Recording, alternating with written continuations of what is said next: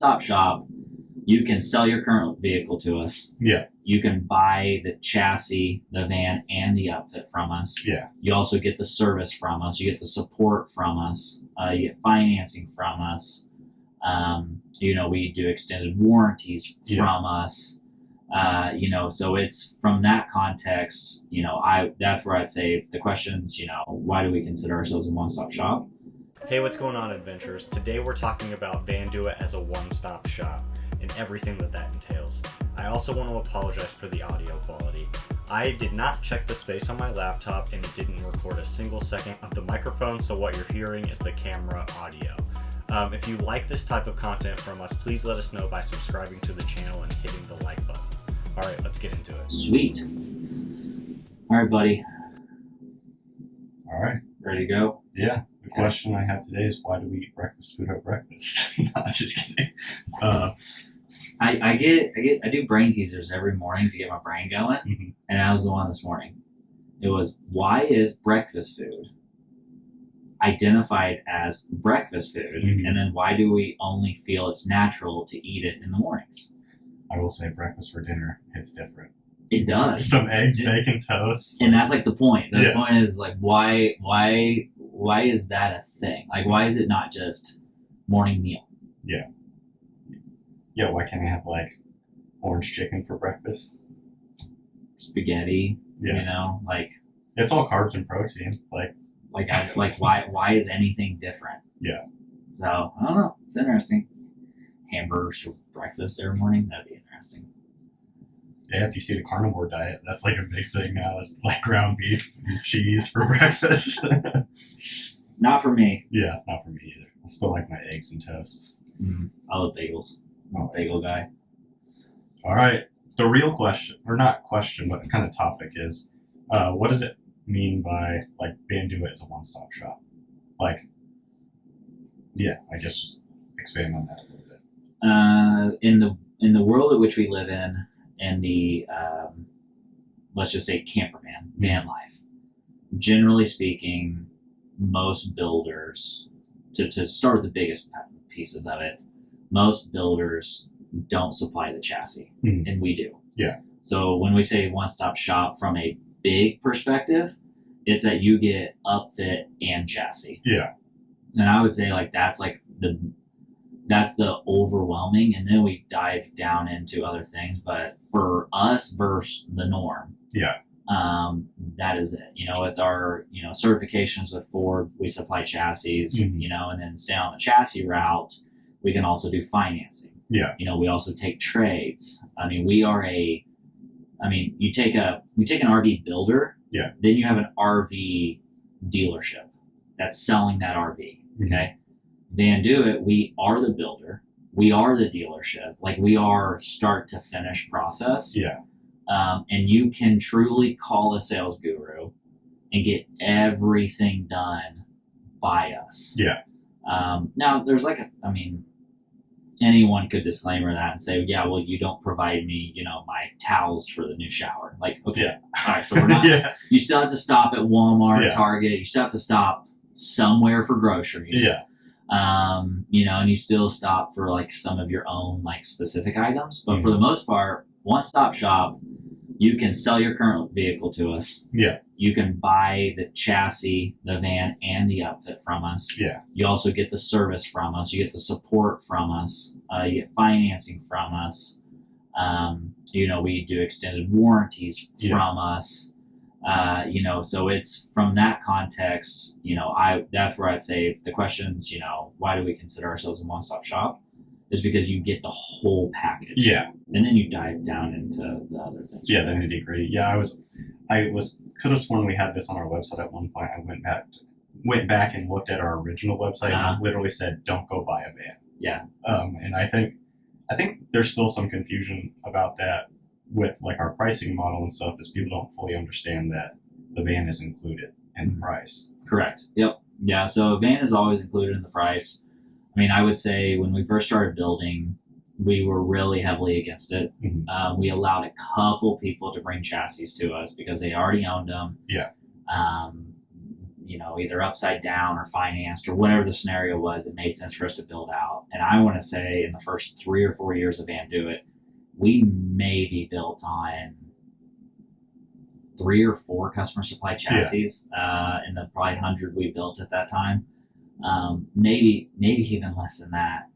And then when we started really rolling into volume and numbers and really brought back our Ford relationship from a new chassis side. Because, before when we first started, it was 100% used chassis. Yeah. So we depreciated them ourselves. Mm-hmm. Well, and when we did that, you just couldn't compete. Yeah. I mean, that was one main factor was we're a better deal buying the package anyway. Yeah. Then when we got into building brand new, all of our certifications with Ford and really started going down RVIA and all those factors, then it just started getting much harder for us to build on someone else's chassis, even that we didn't want to. Because see, when we build on our chassis, we're also helping assist you to where we do a delayed start warranty on the chassis. So it starts when you pick up the van. Mm-hmm. It's not that you bought it. Your warranty, you have 3 year, 36,000 on the chassis started. Yeah. No, your warranty starts when you pick it up from us, or sign the paperwork, I should say. Yeah.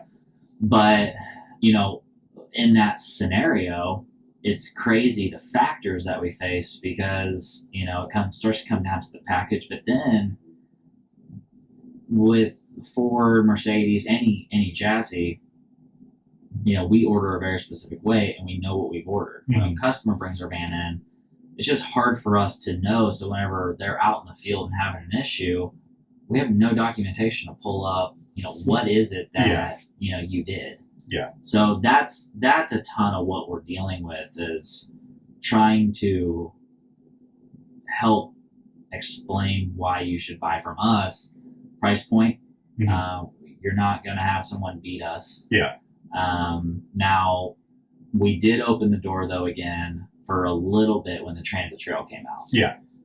Because pre-orders, people getting them, Ford was, scattering them all over the country. Yeah. We got a lot, and we got some of the very first. Mm-hmm. But we did have to open the doors to people who were getting them, so we didn't miss the outfit portion. Yeah. Because we just didn't get as much allocation as we needed at that time.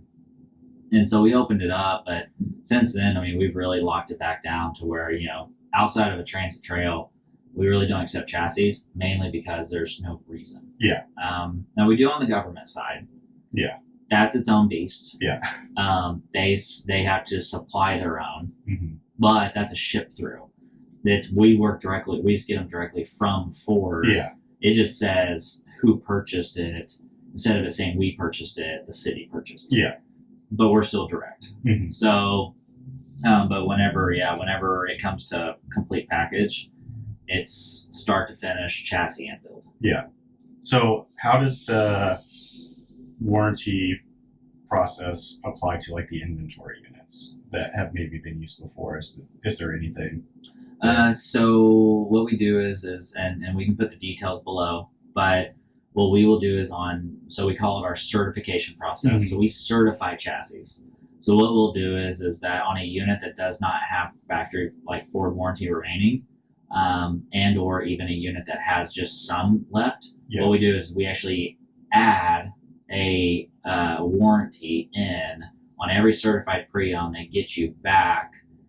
And this is what we need an asterisk. I know it's 3 year. I don't know how many mile it is from the point in which you pick up. Okay. So so we basically are always adding on, basically from new or certified, you're leaving with basically the same warranty either way. Yeah, that makes sense. I would think one thing that's unique about us is the financing and the trade aspect. Mm-hmm. The trade-in thing, I think people think they can only trade in a vehicle or something like that, but that's not true with us. That's not true at all. No. Yeah. It's really just ownership.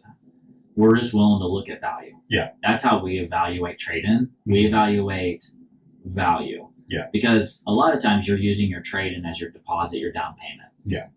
The other day we took a couple nice bikes. I was looking for a medium frame bike. Yeah. And so it's just a matter of look, you have something to offer. Yeah. I actually been looking for that anyway. We just make things make sense. Yeah. No harm, no foul in offering something to us, because all we'll do is say, hey, for us to take on that burden, we can only give X. But if it's something we're already looking for, well, we might give more than what we'd go buy elsewhere, just because it's a means to, like, it helps. Yeah. So we've bought houses, we've bought land, we've bought cars, trucks, trailers, bikes, horses. Yeah, we did a horse, audio equipment, MacBooks, I heard furniture. I was talking to Dawson the other day, and he had a customer that was wondering if we would take his rock wall. I was like, we'll consider it. We'll consider it for the shop. Yeah. I mean, it really is. And it's, we had someone, they traded in like 2 or 3 kayaks. Yeah. I mean, so there's always a value. And so sometimes you might get lucky because it's something we're already looking for. Yeah. Or it might be something that, hey, either you're going to go try to sell it on Marketplace, or you can take it off your hands. Yeah.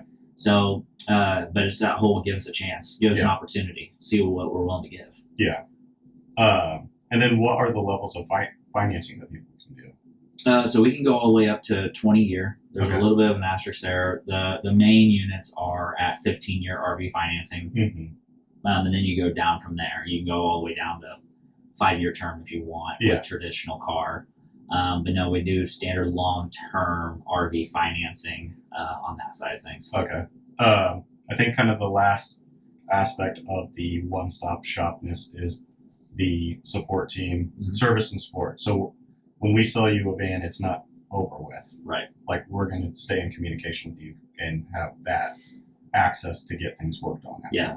I mean, so to best summarize the one-stop shop is that when you commit to Vandoit, we're committing to you. And we're committing to, I would almost say we're more committing to the relationship than the tangible thing that's involved. Yeah. Because we want you to be successful. We want you to be happy. We want you to enjoy what you're doing. Yeah. We also want to build a relationship to where you can be honest with us. Yeah. You know, the number one thing that will frustrate me is whenever, you know, a customer or someone potentially buying is just not willing to be honest about what they're saying. Yeah. There's maybe a reason why you're acting the way you're acting. Yeah. Be honest with me and we can get somewhere. Yeah, don't hold back. Don't know the truth. Exactly. Yeah. And, you know, and you're not going to get the wrong side of the stick from us if you do that. Yeah. We're actually going to get to the resolution. That's why I say we care about the relationship, because you've had the scenarios where life changes happen, you know, things happen. Make us aware and we'll see what we can do. Yeah. That in the whole see what we can do thing, there's a ton of variables to that. Yeah. It's a matter of, hey, we custom built this van that we know nobody's going to want outside of you. It's really tough for us to figure something out. But whenever it's, you know, hey, like this is like you purchased one of our standard inventory builds, it's like kind of a batch build.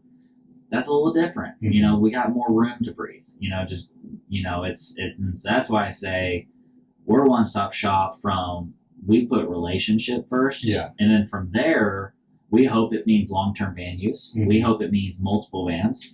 We hope it means that you want to be an ambassador and promote.